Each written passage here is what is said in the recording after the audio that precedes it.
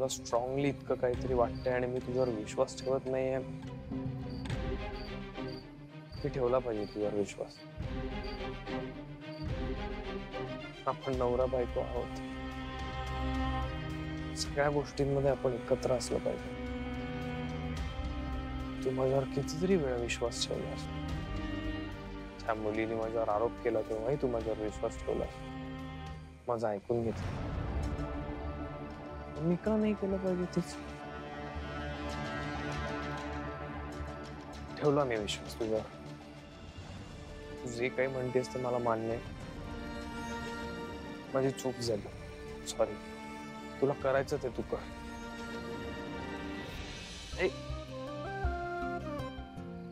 Sorry नको बोलू. मला रडू येईल.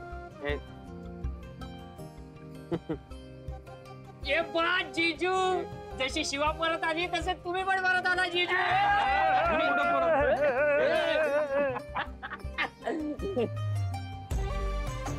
आता मी अर्ध जग जिंकले असं वाटतं. बोल काय करायचं. बोल कुठून सुरुवात करायची. मी तुझी साथ द्यायला तयार आहे. मला नाही कळते काही, पण एक गोष्ट डोक्यात येते की रॉकीचा फोन कुठे गेला. तू कोणाला मिळाला नाही म्हणजे तो रस्त्यावरच असेल ना. पण आता तिथे कुठे शोधायचं. एक मिनिट. आशू, अरे एवढं लागलं. अरे ते काय काय म्हणजे चल आपण बँडेज करूया. इथून तर निघूया आधी. अरे कुठे बँडेज करणार आता. कुठे या वेळेला हॉस्पिटल उघडी नसतात. अरे बाबा तू चल ना आधी. मी सांगते ना. चला तुम्ही त्याला ऐका तिचं. ते दे त्यांना बाबा. हो काका हे घ्या. आणि हे धन्यवाद. दिव्या पाटील. येस. हे घ्या मॅडम. 410 झाले. मी पर्स घेऊन आलेच. हो.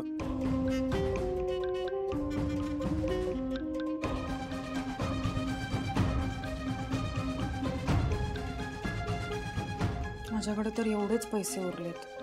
आता हे पण त्याला दिले तर माझ्याकडे काहीच उरणार नाही.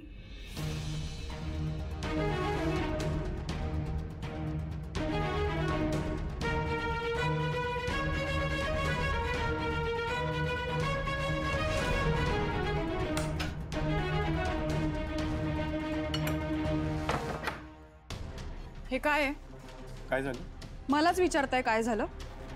बरं झालं मी हे बघितलं, नाहीतर तुम्ही फुकटाचे पैसे घेऊन गेला असता. पण मॅडम नक्की काय झालं?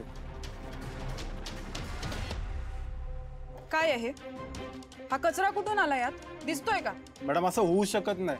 मला एक गोष्ट सांगा, अन्नामध्ये कोणी खिळे टाकतं का? मग तुमचं काय म्हणणं आहे? मी केलंय हे? मी टाकले ह्यात खिळे? नाही मॅडम, मी असं कुठं म्हटलं. मग काय खिळे खाऊ का मी?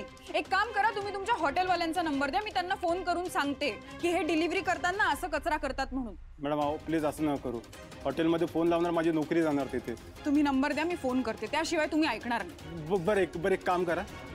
पैसे राहू द्या, पार्सल ठेवा, पण प्लीज कंप्लेंट नका करू. प्लीज. हां ठीक आहे, पण असं परत करू नका. मी तुम्हाला जाऊ देते, दुसरं कोणी जाऊ देणार नाही. बरं चाल.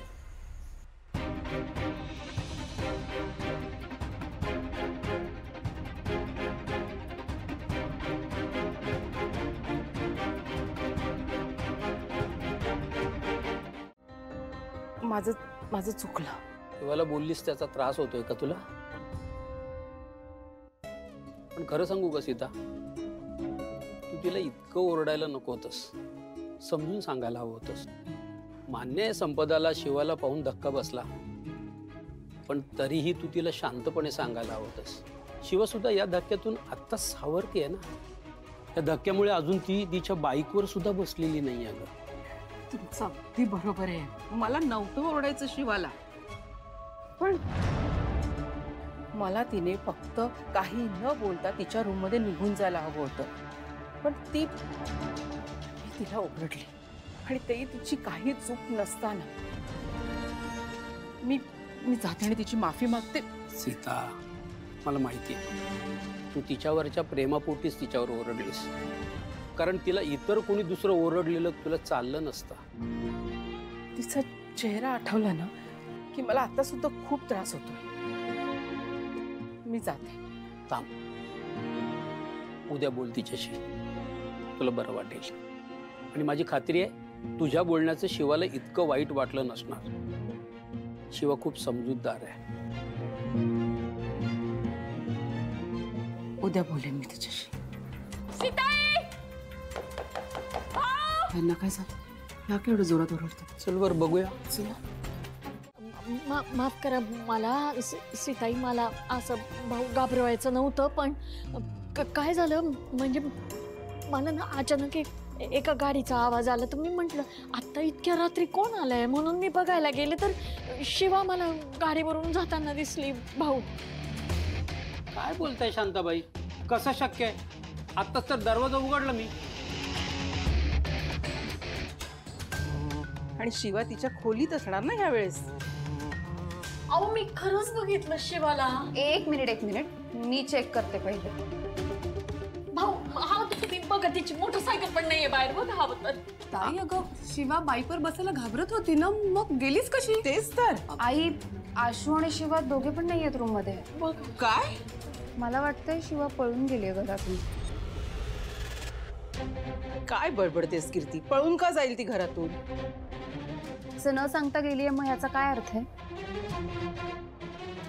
हो ना, म्हणजे असं रात्री अपरात्री न सांगता त्या दोघांना बाहेर जावं लागलं, काही झालं तर नसेल ना? देवा, माझी मुलं जिथे कुठे असतील तिथे त्यांचं रक्षण कर. हे खूप आहे, आता आणखी नाही सहन करू शकत.